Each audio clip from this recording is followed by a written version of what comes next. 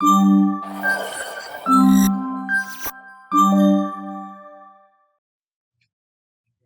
everyone, welcome back to channel.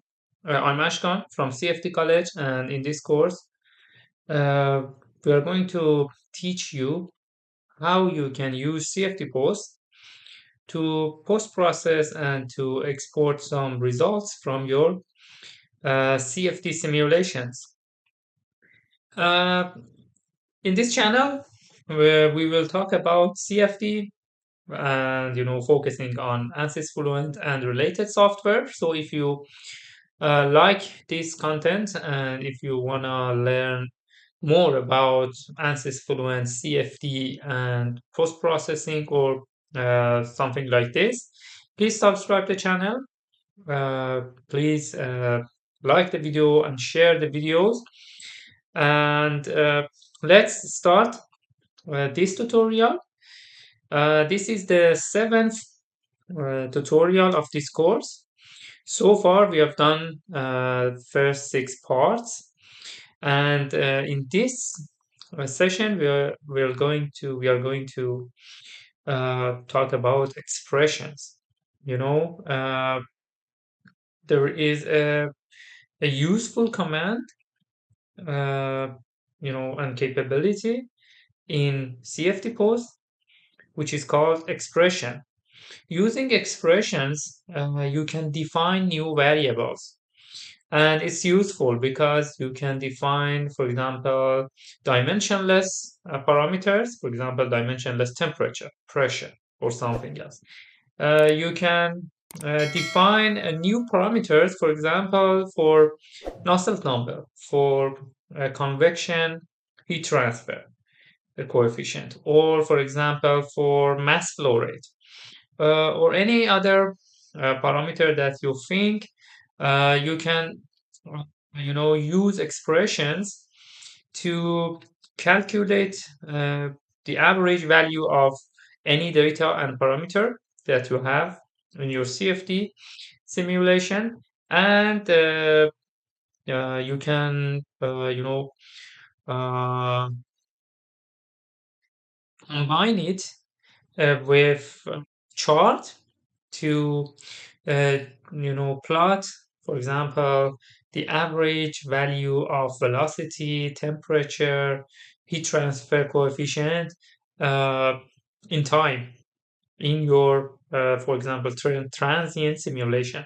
So you have to learn expressions. You have to uh, use it in many cases in your post processing procedure and process. So let's jump to the CFD post and see what we can say about expressions. You can see here, this is the expression. This is a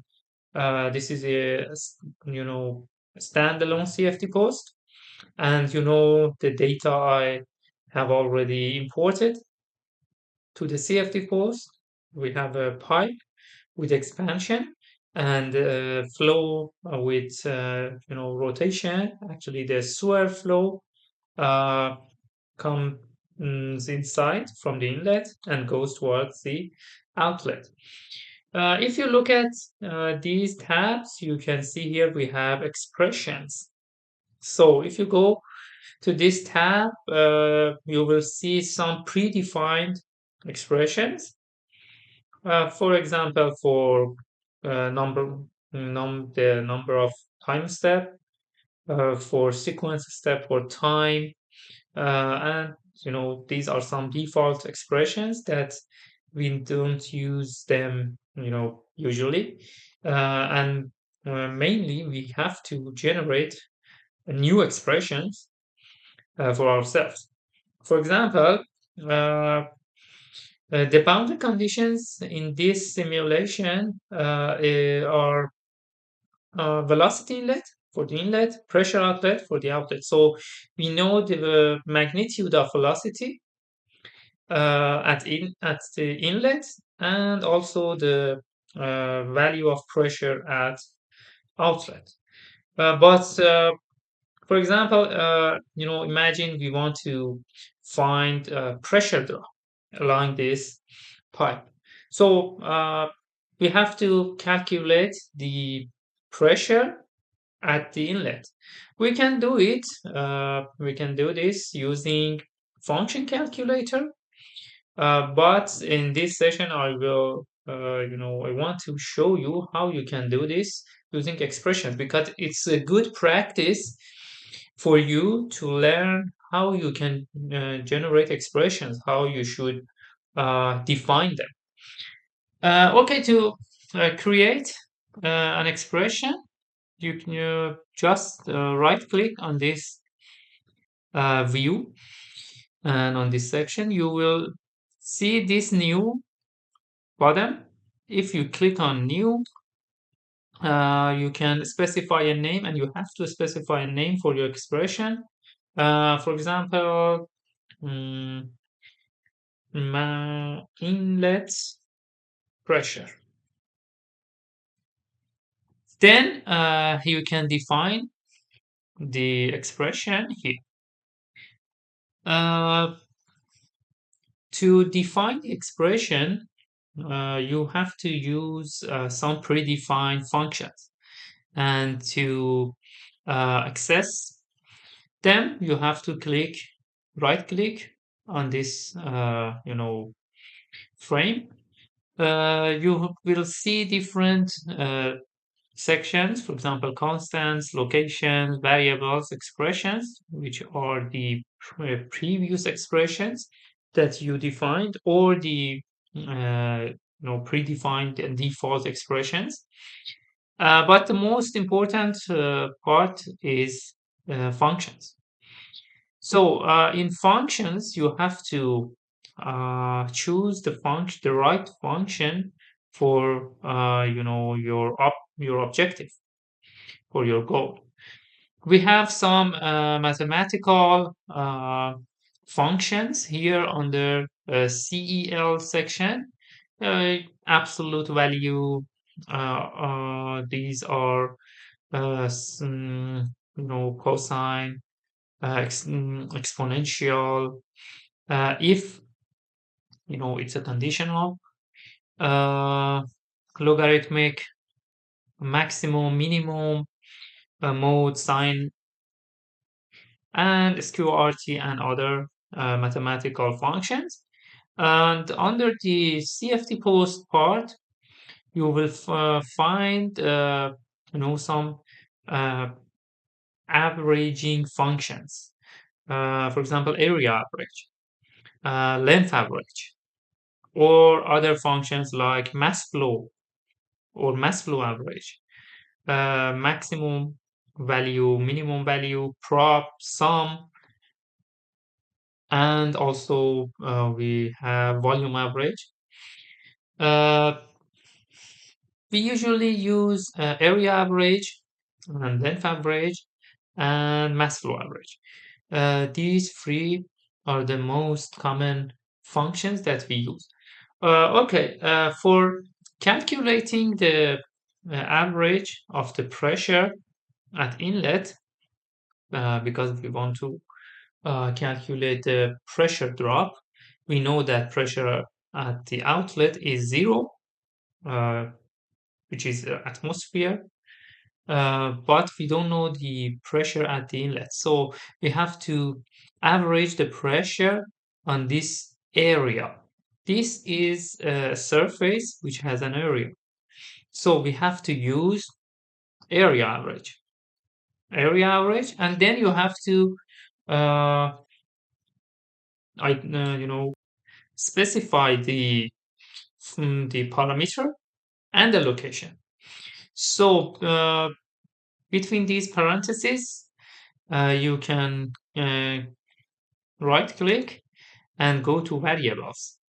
Here you can see the available variables. I should choose pressure. Here you can see the pressure, and then you have to click after the assign, and you should specify the location, on which location you want to have the average pressure. So you can right click and go to locations tab and choose inlet. And then click on apply. You will see the value here. I think it's not difficult. It's easy also. Uh, Maybe in the beginning, it's somehow confusing for you, but it's not difficult. You have to uh, choose the right averaging function, the parameter, and the location. But let me generate another one. Pressure drop. Pressure drop is equal to pressure at inlet minus pressure at the outlet.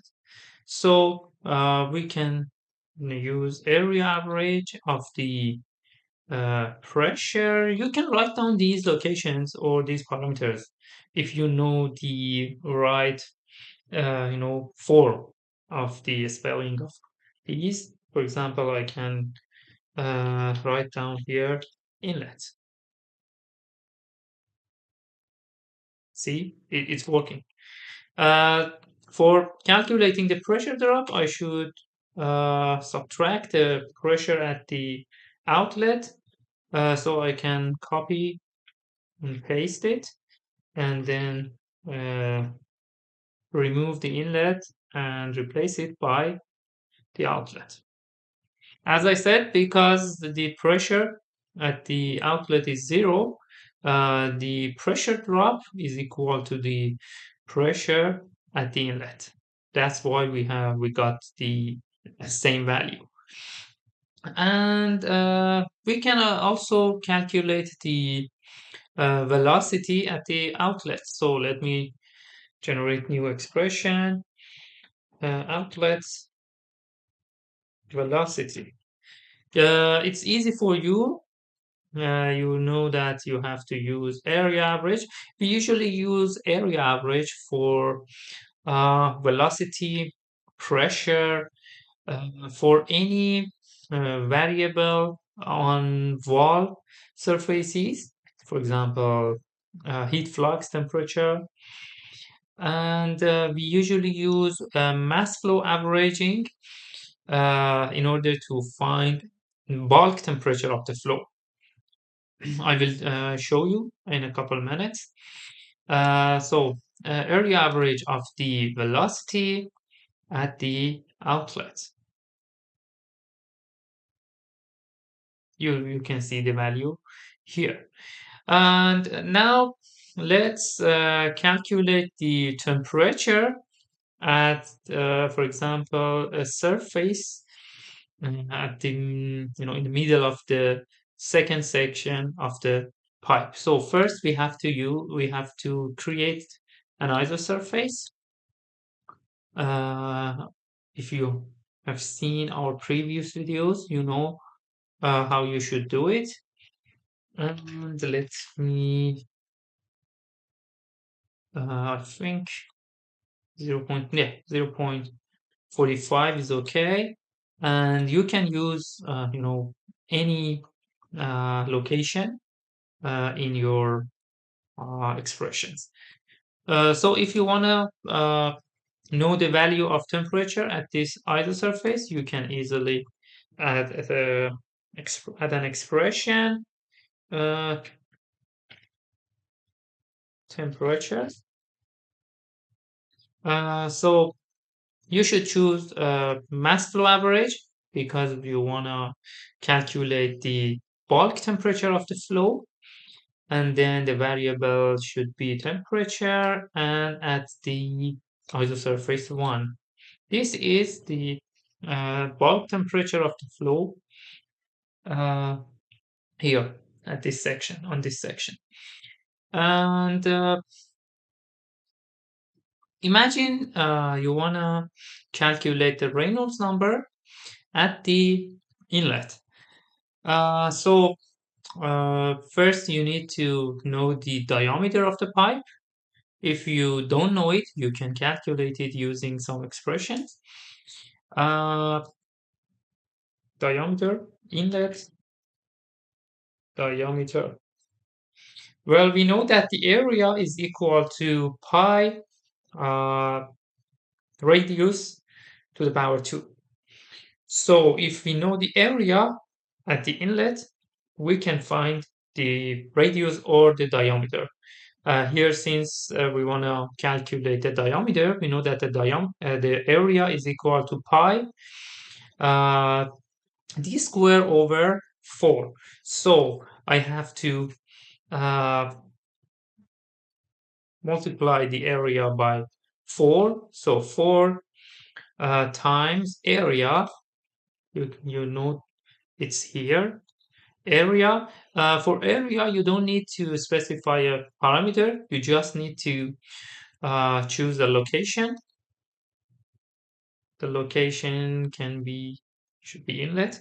You can use parentheses, brackets, or any space in defining the expressions. Uh, and then we have to divide the value by pi. Pi, we know that pi is 3.14, and now we have to take the root square. So I put the whole expression inside the parentheses and I add the square root function. And then I should click on apply. This is the diameter. So if you wanna calculate the Reynolds number, you can uh, add a new expression, Reynolds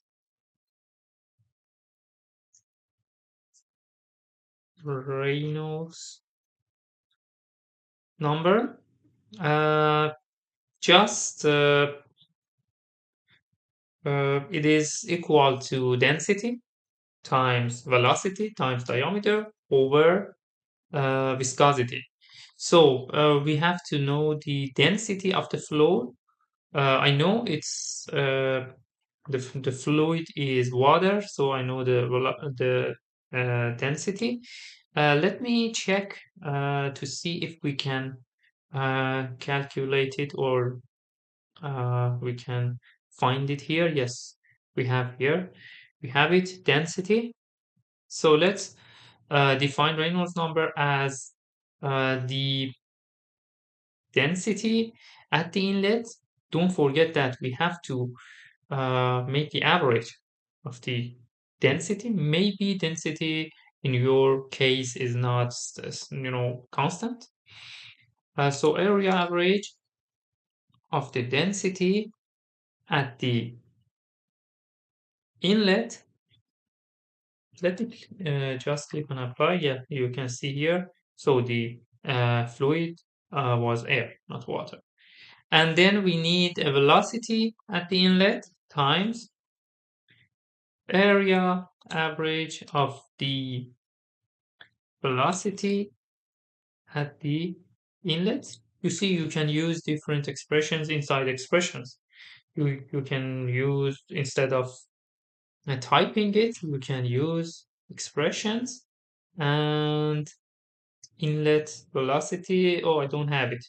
I only have outlet velocity. So by clicking by Control Z, you can have it back.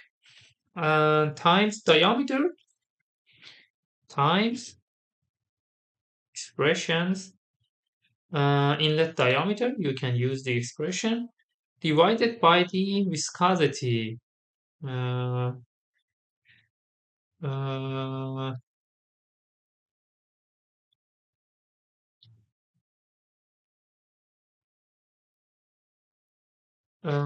you can just this is eddy viscosity. We don't want it. We wanna have a molecular viscosity. So at the end of this list, you will find other. Click on that. You can see the available uh, parameters and variables. Here you have area, for example, x, y, z, and length, the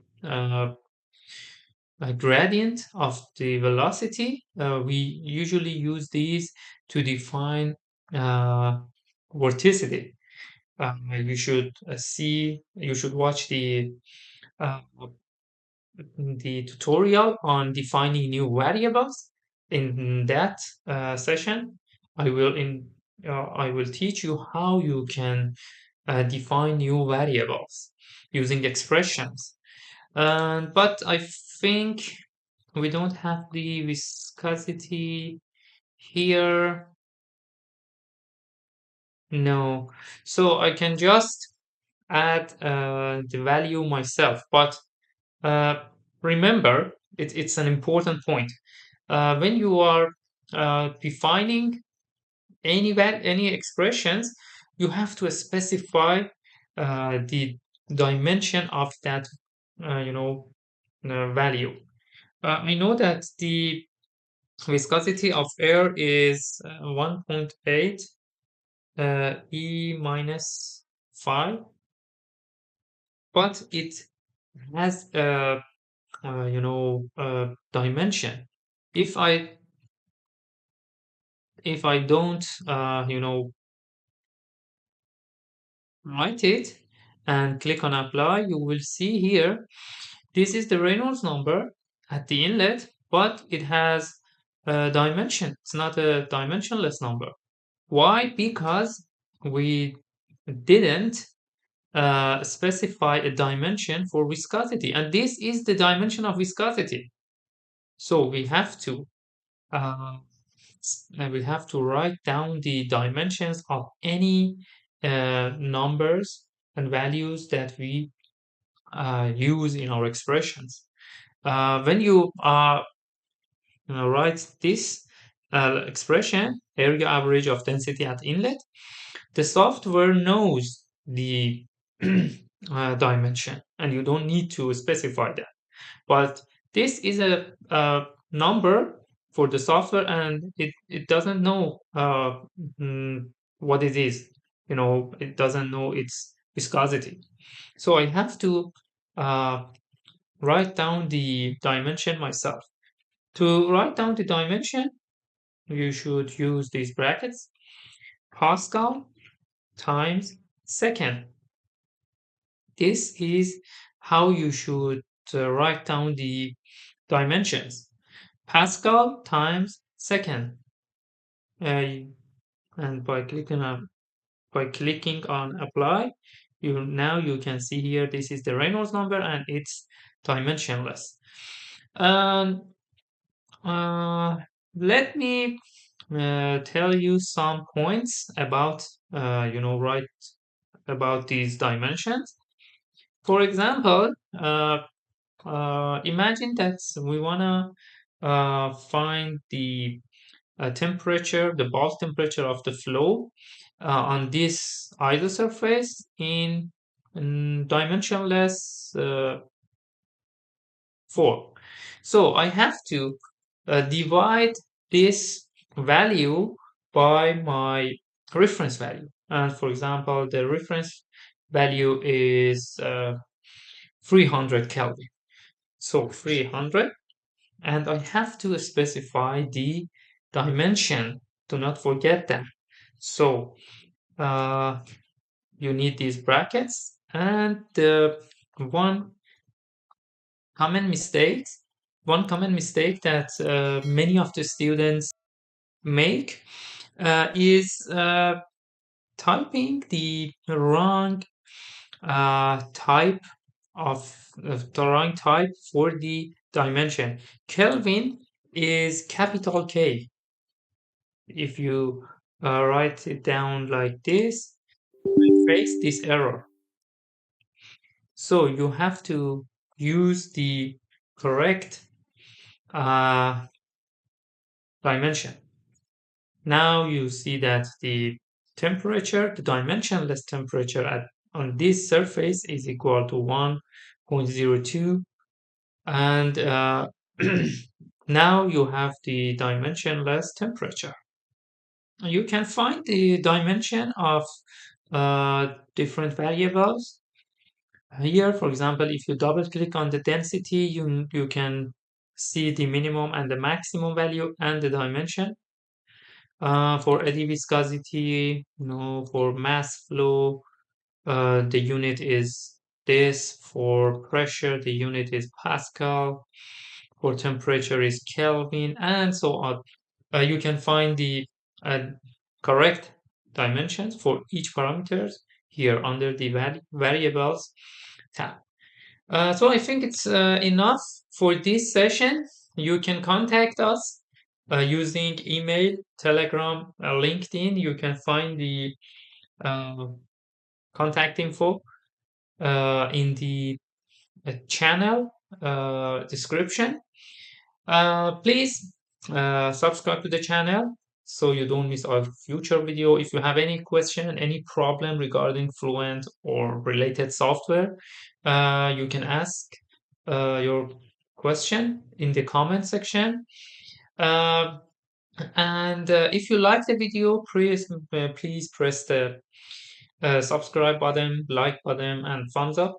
Uh, you know, how you should do that. And please share these videos with your friends and support us. Your support means a lot to us. And until the next video, take care of yourselves. Thanks for watching. Bye bye.